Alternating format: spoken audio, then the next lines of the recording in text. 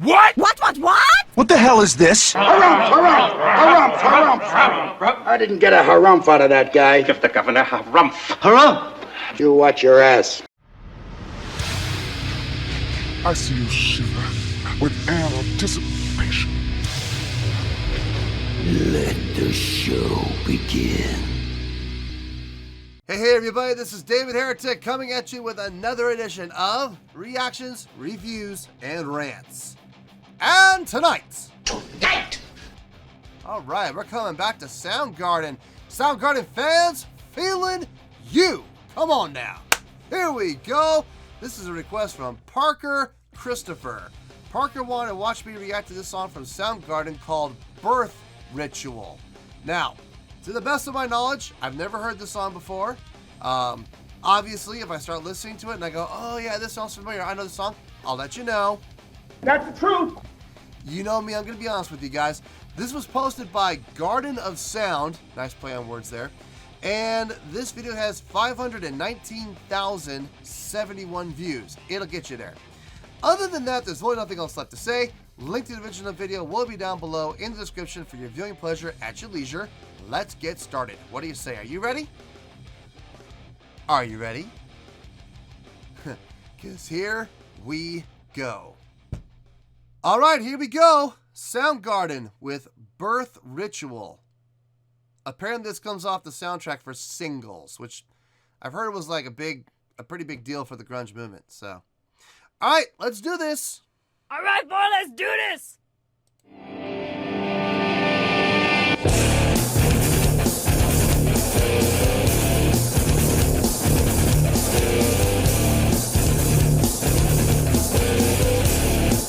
We're at 7. Nice.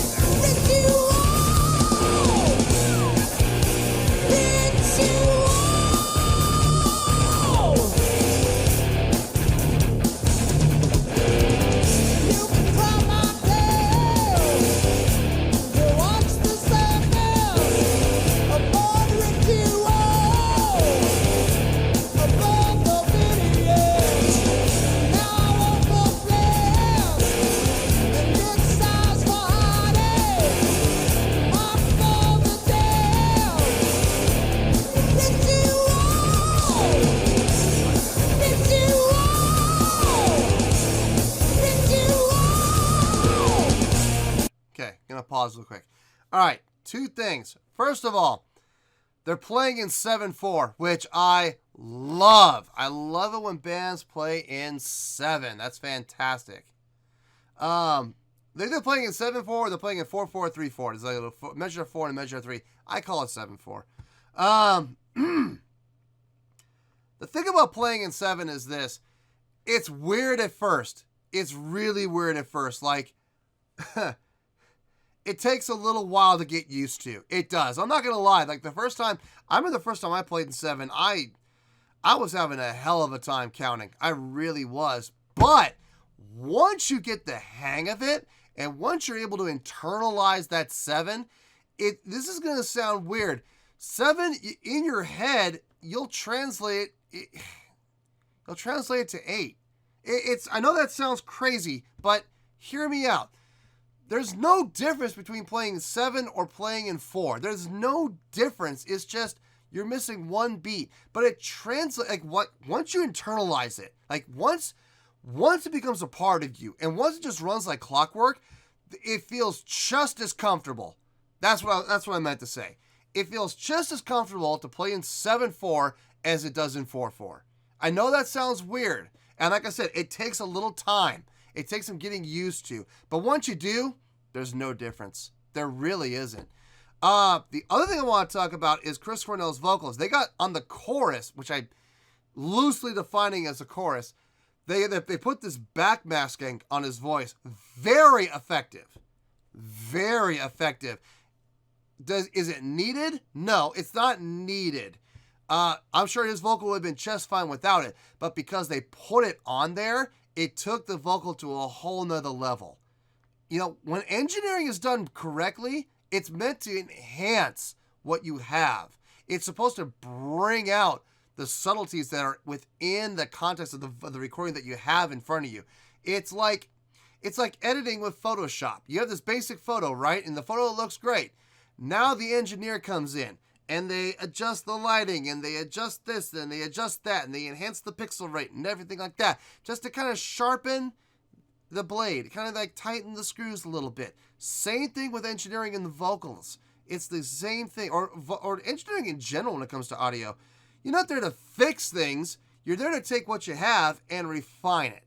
You know, there's only so much engineering can do. If you take a turd and you drop it in the engineer's lap and you say fix it, he's going to do everything he can to polish that turd. But at the end of the day, he's going to give you a polished turd. You can't take a turd and turn it into a sparkling diamond. It's just not possible. Not without some serious, pressure. But nothing an engineer could possibly do. Anyway, let's keep going. Let's keep going. I digress. My bad.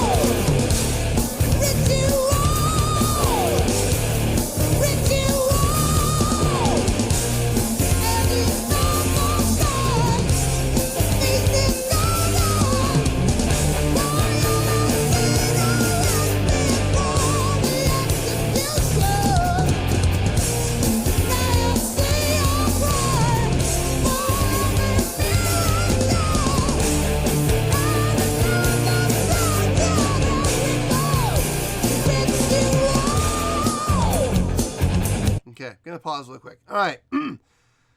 I love Chris Cornell's vocals. I do. I think he's a phenomenal vocalist. He's got some amazing range.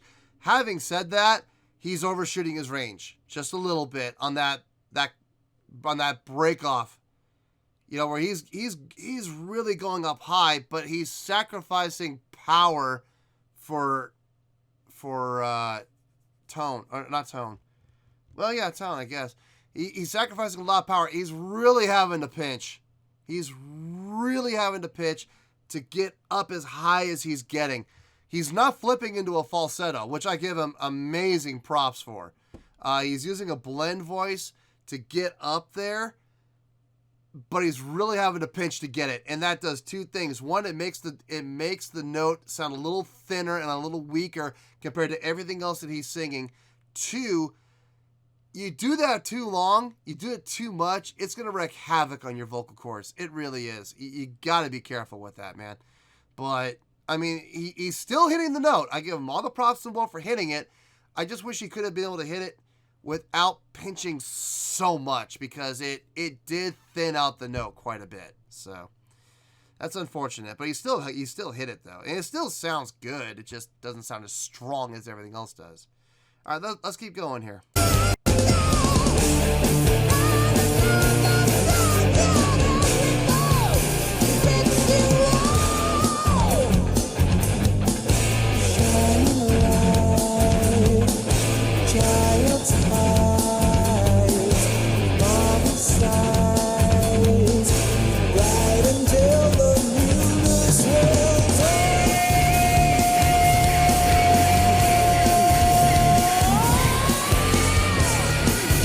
That was good.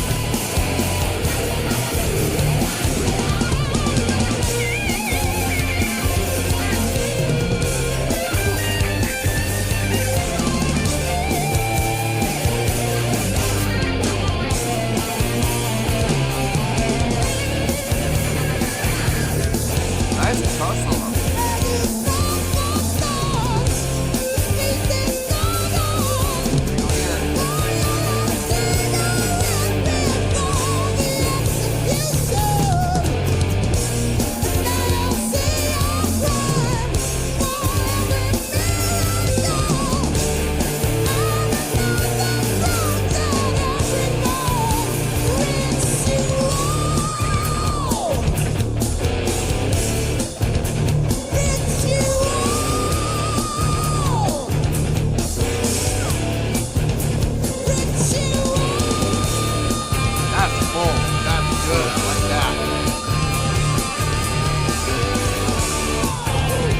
See, right there, let me back it up a little bit. Right there, he's hitting a high note, and it's powerful, chest-driven, strong, but it's blended, but it's driven by the chest. It's supported. It's supported from the diaphragm and projected with power. That I dig. I love that. Yes. I'll take that over a pinch any day.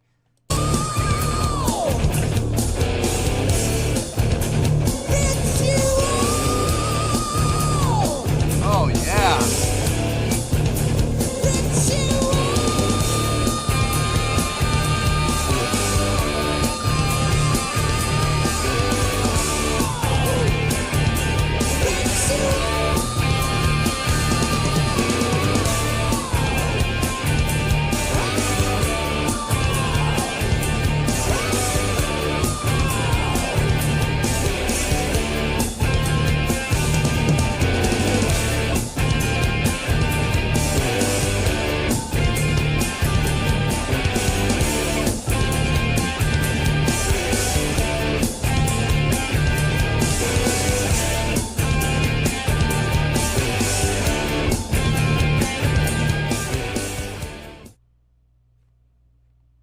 Not bad. That was actually a pretty good song.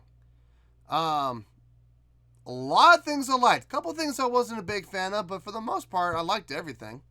So, yeah, this should be getting a pretty good score. Well, there you go, folks. That was Soundgarden with Birth Ritual. That was a request from Parker Christopher. All right, I had to think about this one. I'm not going to lie. This one took me a little while to figure out. I did move my score up, actually. So, everything was for the better, I promise. So, on a scale of 1 to 10, I'm going to give this an 8.2. Yep, 8.2. I feel good with that score. Let me tell you why. Why? The song itself was really good, okay? I wouldn't necessarily call the song itself, just the way it was written, a great song, but it was a really good song. Chordally structured, pretty simple. The riff was, it was just, 3, 4, 1, 3, 4, 1. Not complex. Not complex at all. The drumming was solid. The drumming was super solid in the pocket. A lot of good ride work there. I mean, not a ton of ride work, but when the ride did come in, it sounded like he was high up by the bell. Sounded really nice, good, clean. Just enough. When I say piercing, not in an unpleasant way, but a way to cut through everything else that was happening. So that was good. It did pierce through, not unpleasantly. Just it cut through the mix, which is important. My original score for this was going to be about a 7.8. I brought it up to an 8.2 for a couple of reasons. Number one, the guitar solo. Now, I wasn't a big fan of like the first half of the guitar solo, where the guitarist was, it sounded like he was kind of shaking the guitar and and using the wah pedal and just making a bunch of noise. I wasn't a big fan of that dissonant part. But then he came out of it and came into some great arpeggiations, some great sweep picking, some great runs. Very tastefully done. I liked the second half. So it came up a little bit for that. Vocally, Chris Cornell's vocals, some serious power. Serious power. Even when he went up in the upper register where he really had to pinch, it was still, I mean, it still had power. It just lost a lot of power because he had to squeeze and pinch his voice so much. But he still had power there. When I really think about it, the more I think about it, the more I'm thinking that he actually did have power. Even though it was pinched. You know, it was really, really pinched. And the voice did thin out a lot. But not to the point where it lost all power. The power was still there, just highly reduced. But then he came out of it, but he came back down. It went back into full-blown power mode again. Especially with those sustained notes. Loved those sustained notes.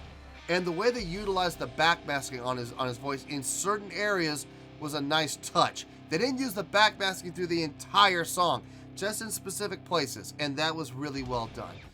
I couldn't really hear the bass for better or for worse. I mean, he could have been completely playing, you know, garbage. I wouldn't know because he didn't really come through in the mix. Having said that, though, he also didn't detract from the song. You know, he didn't stick out like a sore thumb, you know, playing whatever it was he was playing. So I can't knock him for it. That's more of an engineering issue, which, you know, engineering, come on, man. You can't be having these brilliant things like putting backmask on the vocals and then, you know, have the bass bleed out of the mix. I mean, I could hear the bass. It was present, okay? It wasn't completely washed out. They didn't pull an Injustice for All and wash the bass completely out of the mix. It was there. I could tell it was present. I just couldn't hear what he was playing, unfortunately. So, but overall, I mean, the more I thought about it, I was like, you know what? This is better than a 7.8. It really is. So, I thought about it more and I bumped it up to an 8.2 for the reasons I gave. Between the guitar solo, the vocals, and the ride usage, and some of the engineering too. So, that's why it's getting the 8.2. It's a great score. Don't knock it. Everyone's going, that was not a very good score. Yes, it is. Actually, you're right. It's not a very good score. It's a great score. Go look at my scoring chart in case you're not sure about that. Look down there. 8.0 is great. Anything above an 8 is just that much better. So, yeah, this is 0.2 above. Great. So, 8.2, final score. I have spoken.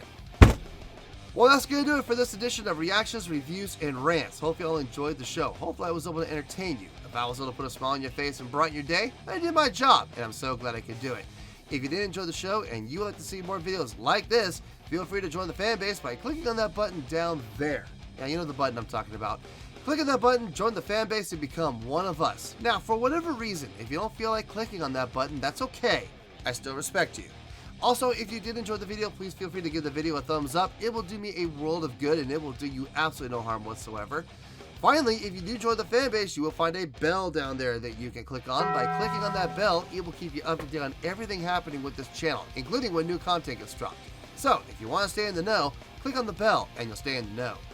Well, that's going to do it for the night, folks. Until next time, this is David Heretic signing off, reminding you to stay fabulous and support each other. Later. Peace.